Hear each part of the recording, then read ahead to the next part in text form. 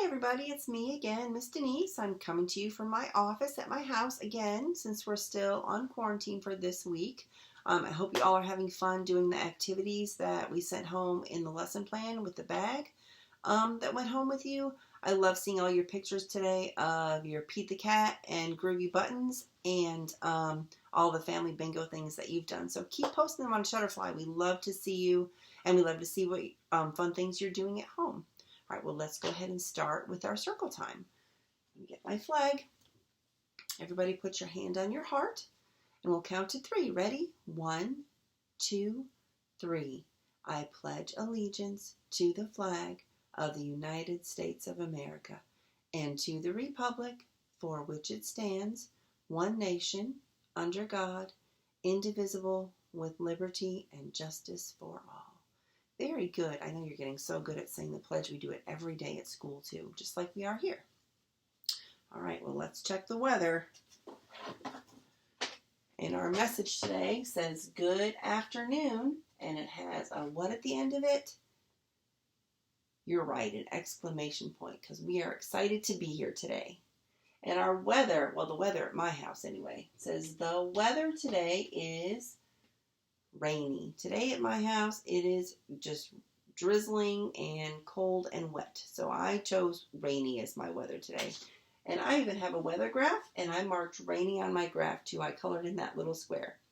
So tomorrow we'll see if it's a different kind of weather, and we can compare the two if they're different. So that was my weather graph. So hopefully it's sunny where you are. I have a feeling it's probably rainy at your house too. All right, so let's check our calendar. We are still in the month of January, and today is Monday, January. Let's see if we can figure out what this number is going to be when I turn it over. First, let's see what the pattern is. So our pattern is snowflake, snowflake, umbrella, snowflake, snowflake, umbrella. What shape is that going to be, do you think? We'll look and see when we figure out the number.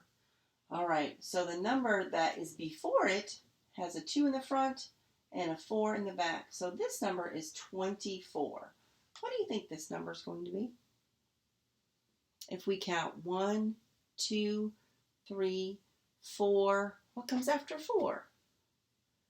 You're right, 5 comes after 4. So this number is going to be 25. Let's turn it over. Whoops. And if you said snowflake was the next shape in our pattern, you were absolutely correct. So our pattern was snowflake, snowflake, umbrella, snowflake. So today is Monday, January 25th, 2021. Let's see, how many days do we have left this month? Not very many days left to turn over. Let's count those. 1, 2, 3, 4, 5 days is all that's left in January. When we come back to school on Monday, we'll be in a whole new month. Does anybody know what month that's going to be? Our new month is going to be January, February. Monday will be February 1st. That's so crazy that January is already gone. Didn't take very long, did it? Yeah. So, this week I said we were going to talk about dinosaurs. So I have a couple books here to read to you. I have one that's a fact book about dinosaurs that is nonfiction. So that'll tell us some facts about a few dinosaurs that we probably already know a little bit about. And then I have a storybook to read to you that's kind of short. It's called The Lost Dinosaur Bone, about Little Critter, and he goes to the museum. So let's read our fact book first. Let me put on my glasses so I can see what I'm doing.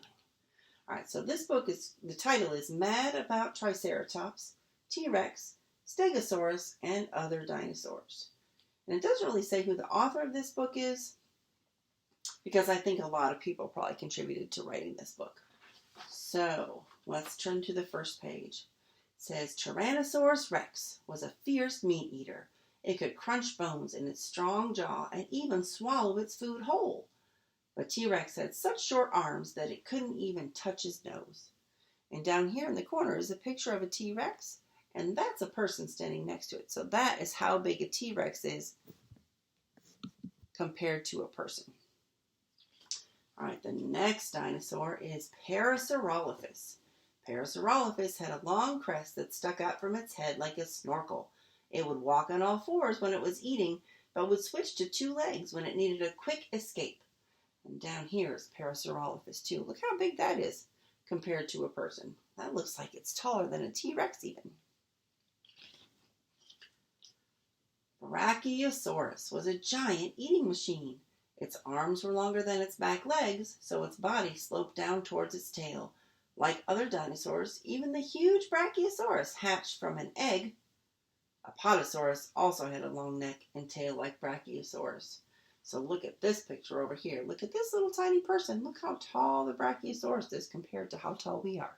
That's pretty big, huh? Oh, Allosaurus was a terrifying meat eater that existed way before T-Rex. It had a massive jaw and sharp claws on its 3-fingered hands. Ooh, look at this one. He's even bigger than T-Rex too. That little person is very tiny.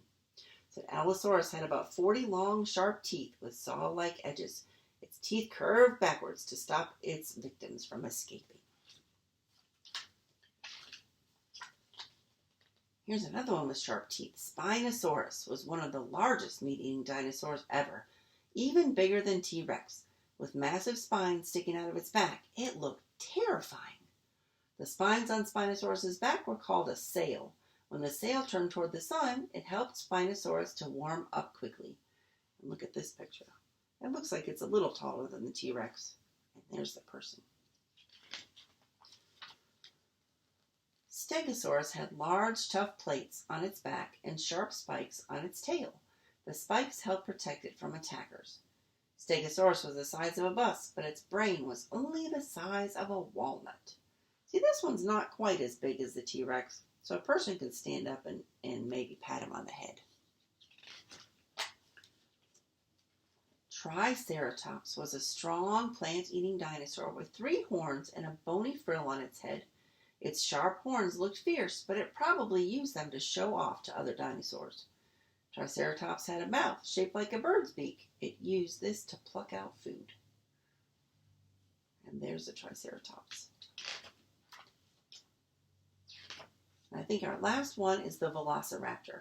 He was armed with a terrifying sharp claw on the second toe of each foot.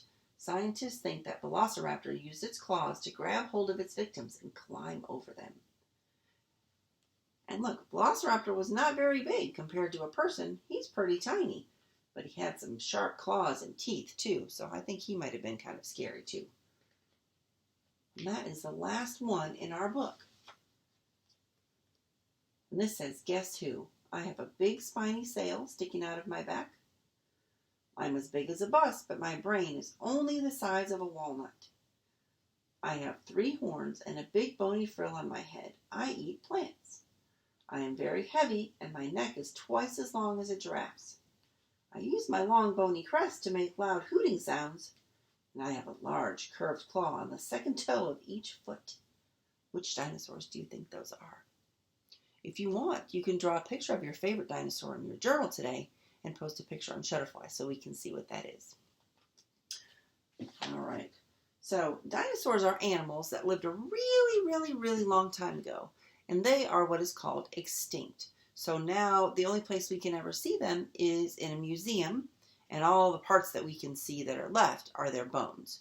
But we can still see what size they were and kind of what their shape looked like too. So Little Critter is going to the museum today, and he's very excited to see the dinosaur bones.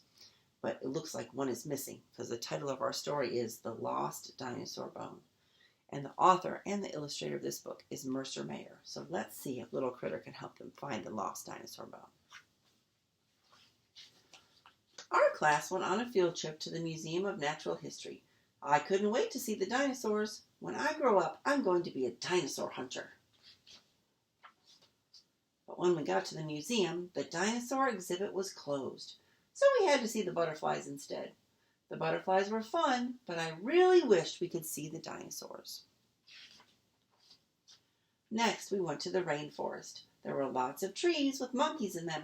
Oh, oh, oh, I said to the monkeys. A guard came running over to see the monkeys too, so I asked him about the dinosaurs. I found out that the exhibit was closed because a triceratops bone was missing. In the Hall of Gems and Minerals, it was very dark, so we had to wear miner hats with lights on them. Tiger went looking for diamonds, but I was busy looking for the missing dinosaur bone. No luck. After that, we went to the planetarium, where the ceiling turned into a sky filled with stars. We found out that the planet Mars is covered with dust, and the planet Saturn has rings around it. I kept my eye out for the dinosaur bone, but I didn't see it. On our way to see a meteorite, I asked Miss Kitty if I could get a drink of water. When I found the fountain, I also found something else. The dinosaur exhibit. It had a big sign saying, "Exhibit closed. So very sorry." I went closer and saw a Tyrannosaurus Rex. He was heading right for me. I ran away as fast as I could, and I found myself face to face with a velociraptor. It had its mouth open wide so I could see all its sharp, pointy teeth. The guard told me the exhibit was closed because of the missing dinosaur bone. "I know," I said. "I've been looking for it everywhere." On my way out, I took a wrong turn. That's when I saw something long and white sticking out from under the ankylosaurus skeleton. It was the missing dinosaur bone. I ran back to tell the guard.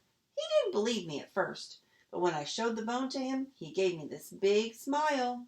Then I told Miss Kitty, and the guard took our whole class to the special place where the scientists who study dinosaur bones work. Does anybody know what a scientist who studies dinosaur bones is called? They are called a paleontologist. That is the name of the scientist that studies dinosaur bones. Thank you for solving the mystery of the missing triceratops bone, the scientist told me. The scientists took us on a tour of the dinosaur exhibit. They showed us a stegosaurus skeleton they had found buried in a mountain. "I'm going to be a dinosaur hunter when I grow up," I said. "You already are," answered the scientists. You know what I'm going to do tomorrow? Dig for dinosaur bones in my backyard. Do you think you'll find any dinosaur bones in his backyard? That would be really fun, huh? All right, well, thank you for coming to join me today. We miss you so much, and we are going to be back together soon, just one whole week. So I will see you back here tomorrow, and we'll read another story about dinosaurs, okay? Bye, everybody. Have a great day.